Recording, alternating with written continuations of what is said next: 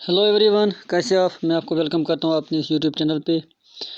तो ये हैं series on accounting and book keeping for JK accounts assistants post and ये है वीडियो नंबर 10। और जो 9th वीडियो था उसका जो क्वेश्चन ऑफ द वीडियो वो पहले हम वो डिस्कस करते हैं, फिर हम आगे जो आज के टॉपिक हैं उनको डिस्कस करते हैं और आखिर पे जो है प्रैक्टिस क्वेश्चन भी हैं उनको भी सॉल्व करते हैं। तो इस वीडियो को आप एंड तक ज़रूर देखिए। है in the process of accounting bundle of services refers to. In bundle of services के लिए एक टर्म है, वो क्या है। Option A is capital, option B assets, option C products and option D life span. तो वो है एसेट्स, यानी कोई भी एसेट अगर है किसी फर्म का तो हम उस एसेट्स की सर्विस जो है कंज्यूम करते हैं, ना कि एसेट्स को कंज्यूम करते हैं। तो आज के टॉपिक्स जो हैं वो हैं थ्योरी बेस ऑफ अकाउंटिंग में जो कुछ कंसेप्ट्स हैं उनको हम फिर से डिस्कस करने वाले हैं। ये इस जो है थ्योरी बेस ऑफ अकाउंटिंग इसका दूसरा वीडियो है और पहले वीडियो में भी हमने कुछ कंसेप्ट्स डील किए हैं, कुछ असम्पशन डील किए हैं। आज हम उसको कंटिन्यू कर रहे हैं। तो पहला है कॉस्ट कंसेप्ट। इस कंसेप्ट के मुताबिक ये है कि ऑल एसेट्स, जो भी एसेट्स हैं किसी भी बिज़नेस के, तो एसेट्स होते हैं किसी भी बिज़नेस के रिसोर्सेज जिनको वो इस्तेमाल करके बिज़नेस करता है, तो उनको रिकॉर्ड किया जाता है एट देयर परचेज प्राइस। यानी अगर कोई एसेट ख़रीदा गया है तो जिस प्राइस पे वो ख़रीदा गया है उसी को रिकॉर्ड करना है। तो ये परचेज प्राइस जो है इट कंटेन्स वेरियस कॉस्ट, जिसमें एक तो ये कॉस्ट प्राइस जो है वो है, दूसरा जो है ये ट्रांसपोर्टेशन का खर्चा जो आएगा, रिपेयरमेंट का खर्चा आएगा, इंस्टॉलेशन का जो भी खर्चा आएगा, तो इन सब को इकट्ठा करके हम परचेज प्राइस कहते हैं। तो इसी को हमने क्या है रिकॉर्ड करना है। तो एक एग्जांपल के कुछ एग्जांपल्स हैं, उनके ज़रिए हम इसको समझते हैं। सपोज़ ऑन जून 2005 क्या है, एक एंटरप्राइज है जिसका नाम सपोज़ मान के चलिए कि वो है शिवा एंटरप्राइज। तो वो क्या करते हैं, दे purchase an old manufacturing plant. तो कितने में ख़रीदते हैं, ₹50 लाख। और इसके साथ साथ उसको ट्रांसपोर्ट करते हैं एक साइट पे जहाँ पे उनको इसको इंस्टॉल करना है। तो इस ट्रांसपोर्टेशन का खर्चा जो आता है वो आता है सपोज़ 10,000। तो इसके अलावा रिपेयर का ₹15,000 एंड इंस्टॉलेशन का ₹25,000। जो टोटल अमाउंट बनता है ये बनता है ₹50 लाख 50,000। और यही परचेज प्राइस है, यही हमें रिकॉर्ड करना है। और यहाँ पर एक इम्पॉर्टेंट पॉइंट जो मैं मेंशन करना चाहता हूँ वो है कि this concept is historical in nature. Historical in nature का मतलब ये है कि जो जिस वक्त हम एक्वायर कोई एसेट करते हैं उस वक्त जो हम पे करते हैं, तो ये एक पास्ट की हिस्ट्री होती है, उसी को हमें जो है उसी के साथ डील करना है आने वाले सालों में या आने वाले टाइम में। तो हम उस की जो चेंज इन प्राइस मार्केट में होती हैं उसको ध्यान में नहीं रखते हैं। तो यही इस हिस्टोरिकल कंसेप्ट, हिस्टोरिकल नेचर का मतलब है। तो एग्जांपल के तौर पर आप देखिए कि एक बिल्डिंग है वो परचेज़ की गई है फॉर ₹2.5 करोड़। और ये 2.5 crore will remain constant except for its market value. यानी मार्केट में तो ऊपर नीचे वैल्यू चेंज हो जाता है, लेकिन हमें इसको कांस्टेंट रखना है फॉर आवर अकाउंटिंग पर्पजेस। तो हिस्टोरिकल नेचर से क्या होता है, it brings in objectivity. In objectivity का मतलब है कि पर्सनल बायस इसमें नहीं रहता है, तो बिल्कुल यकसानियत होती है अकाउंट्स में। फिर उनको ईजिली क्या कर सकते हैं, वेरीफाई कर सकते हैं फ्रॉम द परचेज डॉक्यूमेंट्स। और लिमिटेशन भी है इसका, एक वो लिमिटेशन ये है कि it does not show true worth, क्योंकि मार्केट में जो चेंजेस होती हैं प्राइसेस में ऊपर नीचे, तो उससे हमें प्रॉफिट जो है वो करेक्ट, प्रॉफिट्स की डिटेल जो है वो करेक्टली नहीं मिलेंगी, यानी this will lead to hidden profits. तो ये है एक कॉन्सेप्ट। दूसरा कॉन्सेप्ट है ड्यूअल एस्पेक्ट कॉन्सेप्ट। इस कॉन्सेप्ट के मुताबिक ये है कि जो भी हम ट्रांजैक्शन करते हैं, पहले तो आप याद रखें कि ये जो ड्यूअल एस्पेक्ट कॉन्सेप्ट है, it is the basic principle और द फाउंडेशन ऑफ ऑल या होल अकाउंटिंग। ये आप याद रखना, ये स्टेटमेंट है, इस पर क्वेश्चन आ सकता है। तो मैंने भी क्वेश्चन बनाया है इस पे आखिर पे, तो आप जो है इस वीडियो को वहाँ तक ज़रूर देखना और उन क्वेश्चंस को भी सॉल्व करना। तो ये ड्यूअल एस्पेक्ट कंसेप्ट क्या कहता है कि it state that every transaction, transaction जो है हैज़ ए ड्यूअल और टू फोल्ड इफेक्ट। जब भी हम कोई ट्रांजैक्शन करते हैं तो इसके दो नतीजे सामने आते हैं। And those two effects should be recorded at two places, यानी दो अकाउंट्स रिक्वायर होते हैं अकॉर्डिंग टू दिस कॉन्सेप्ट। तो एग्जांपल के तौर पर है, सपोज़ एक शख्स है रहीम, उसने बिज़नेस में इन्वेस्ट किए रुपीज़ सपोज़ 50 लाख जो उसने किया कैश में। तो ये ट्रांजैक्शन जब हो गई, यानी इन्वेस्टमेंट जब हो गई 50 लाख कैश का, तो इससे क्या इफ़ेक्ट होगा?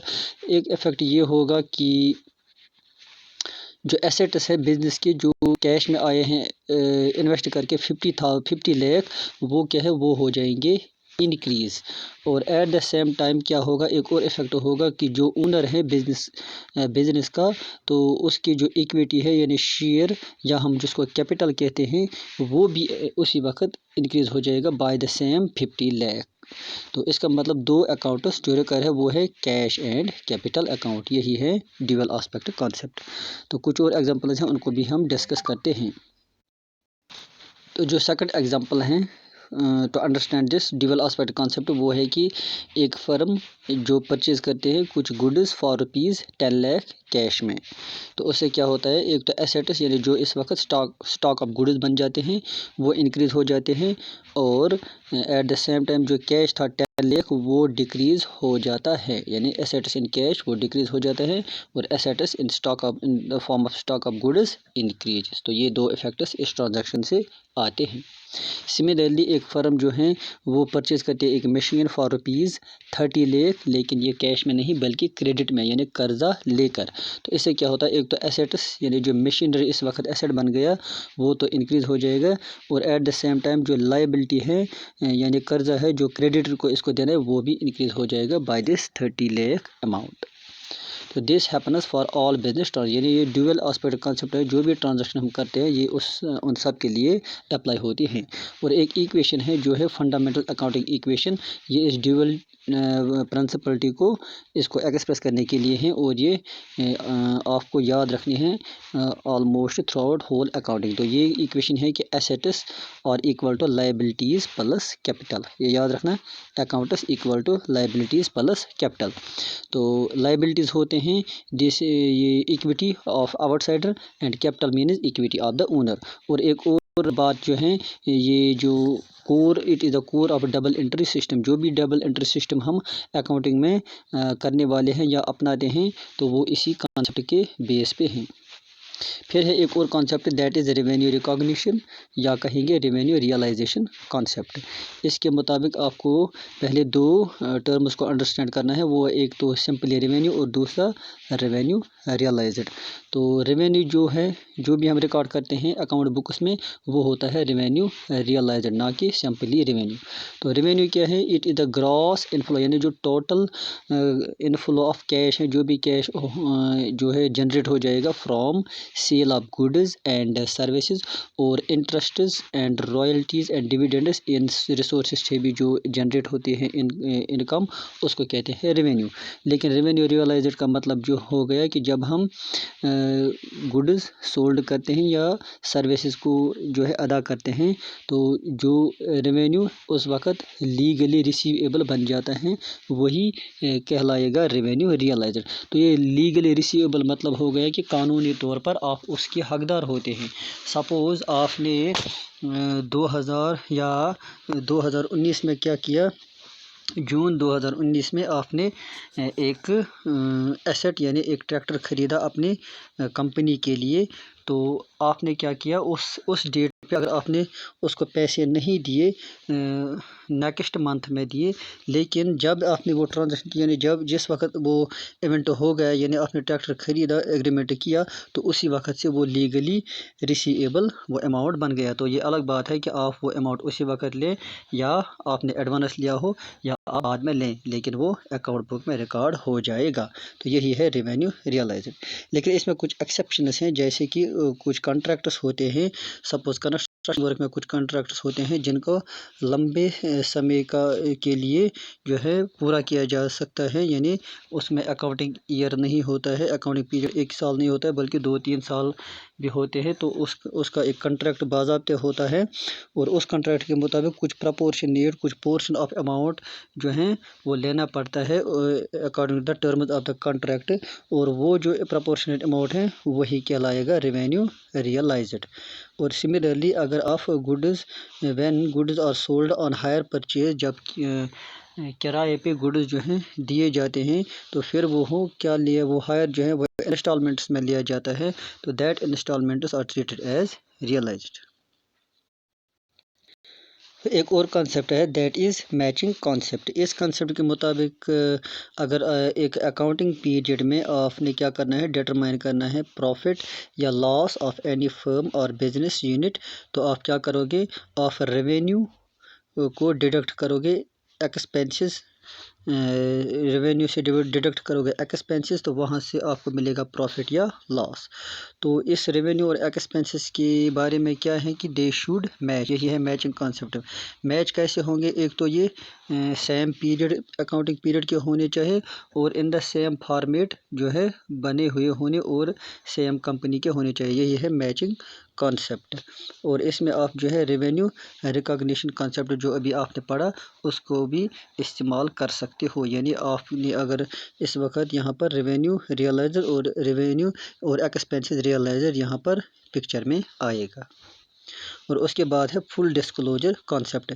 इसके मुताबिक अगर आप कोई फाइनेंशियल स्टेटमेंट जो है वो कम्युनिकेट करते हैं टू द इंटरेस्टेड यूज़र्स, जो यूज़र्स उनको क्या करना है उस फाइनेंशियल स्टेटमेंट को इस्तेमाल करके कुछ डिसीजंस लेने होते हैं, तो वो सही डिसीजंस तभी ले पाएंगे जब ये फाइनेंशियल स्टेटमेंट तमाम डिटेल्स यानी ऑल डिटेल्स जो है उसमें शामिल हों, यानी कि उसमें वो फुल्ली तौर पर यानी पूरी तौर पर जो है दर्ज की गई हों और फेयरली की गई हों, एडक्यूरेट यानी मुकम्मल हो, एंड रिलेवेंट हो और रिलेवेंट हो यानी उसके मतलब जो है सही ताल्लुक़ रखते हो। और इसके साथ आपको इसमें फुल डिस्क्लोज करने के लिए अगर जो है इंश्योर करना पड़ता है कि अगर कुछ एडिशनल डिटेल्स हैं तो उनको फुट नोटिस में जो है रिकॉर्ड करें। और इंडिया में एक कंपनीज एक्ट ऑफ 1956 ये जो है इसके लिए एक फॉर्मेट इशू करते हैं जो कि होते हैं for the preparation of profit loss account या बैलेंस शीट प्रिपरेशन के लिए, तो उस फॉर्मेट को सभी कंपनीज जो हैं उनको फॉलो करना पड़ता है यानी एडहियर करना पड़ता है। और इसी तरह रेगुलेटरी बॉडी जैसे सेबी यानी securities exchange board of India, उनके लिए वो भी कहते हैं कि ये जो full disclosure about any firm वो क्या है वो मैंडेटरी है, ताकि हम सही जो है जो प्रॉफिटेबिलिटी ऑफ द कंपनी है वो जो है डिटरमाइन कर सकें। और इसी तरह एक और कॉन्सेप्ट है दैट इज़ कंसिस्टेंसी कॉन्सेप्ट, और ये इस वीडियो का लास्ट कॉन्सेप्ट है और बाकी जो कॉन्सेप्ट्स हैं वो हम नेक्स्ट वीडियो में डिस्कस करने वाले हैं। तो यूज़फुलनेस ऑफ फाइनेंशियल स्टेटमेंट, अगर आपको फाइनेंशियल स्टेटमेंट जो है वो फ़ायदा मंद बनाना हो तो वो कैसे होगा कि एक तो आप अगर उस फाइनेंशियल स्टेटमेंट को यूज़ करके इंटर फर्म यानी फर्म्स के दरमियान कंपैरिजन कर सके कि कौन सी फर्म सही परफॉर्मेंस दे रही है एंड इंटर पीरियड यानी किस समय किस साल में सही परफॉर्मेंस दी गई है। अगर ये कंपैरिजन आपको करने हैं तो ये जो है आपको कंसिस्टेंसी अपने अकाउंटिंग रिकॉर्ड्स में लानी है, यानी वो क्या है कि कुछ प्रैक्टिसेस या जो भी प्रैक्टिसेस या पॉलिसीज़ आप अपनाते हैं वो यूनिफॉर्म होने चाहिए यानी सेम होने चाहिए एंड कंसिस्टेंट होने चाहिए यानी कंटिन्यू के लिए हर पीरियड के लिए सेम होने चाहिए। तो इससे क्या होता है, इट एलिमिनेट्स पर्सनल बायस यानी इसमें ज़ाती मफादात का खदशा कम रहता है। बट एक और पॉइंट ये है कि it does not prohibit change, लेकिन इसका मतलब ये नहीं है कि आप कंसिस्टेंसी के बहाने जो है चेंज नहीं ला सकते, आप चेंज ला सकते हैं लेकिन उस चेंज को आपने जो है डिस्क्लोज भी करना है। तो अब हम बढ़ते हैं प्रैक्टिस क्वेश्चंस की ओर। तो प्रैक्टिस क्वेश्चन में जो है question first is according to cost concept all assets are recorded at their dash prices.